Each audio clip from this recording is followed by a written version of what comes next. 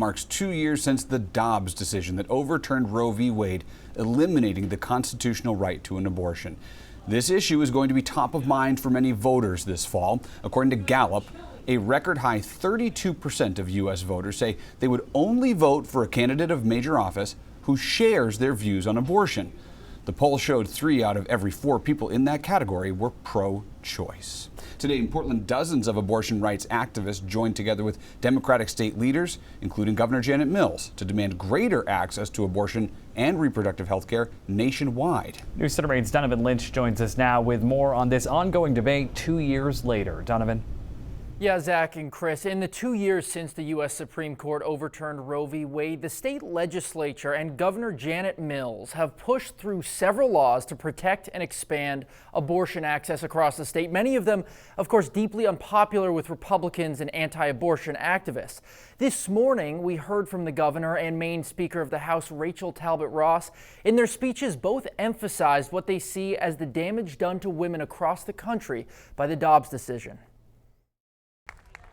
In Monument Square Monday, a sense of mourning and defiance. We will not stop fighting! We will not stop fighting! 2 years ago today, the Supreme Court issued its Dobbs decision, overturning Roe v. Wade and ending the federal right to abortion that had been in place since 1973. Shannon Darr was entering college that year and remembers a comfort in the new access. You know, it was like, whoa, we don't have to worry about where we can go legally. But in many parts of the country, that's no longer the case following the Dobbs decision. And now, Darr holds a sign with a coat hanger, a symbol of a dangerous and even deadly way some women induce abortion when it's not available. It's such a backwards move. So that's why this is sort of showing that the backwards move is. For state leaders in the crowd Monday, the blame for what they see as the law moving in the wrong direction falls squarely on former President Donald Trump, whose appointees to the Supreme Court were instrumental in overturning Roe. The damage that this decision has wrought on millions of people across this country falls at the feet of a single person, one man, Donald Trump.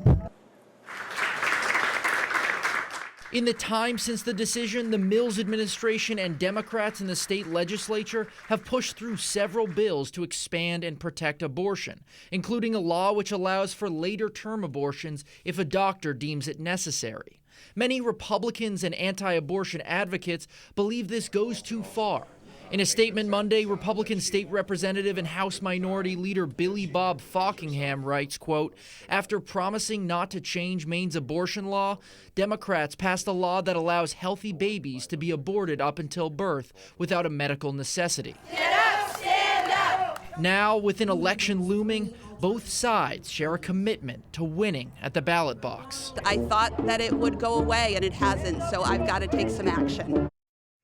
During her speech, Governor Mills called for an amendment to the state constitution to guarantee a right to an abortion. That exact measure, you may remember, failed in the legislature this spring. And the organization National Right to Life shared a statement with us saying the Dobbs decision gave Americans a voice in, quote, protecting the right to life. Zach and Chris. Donovan Lynch.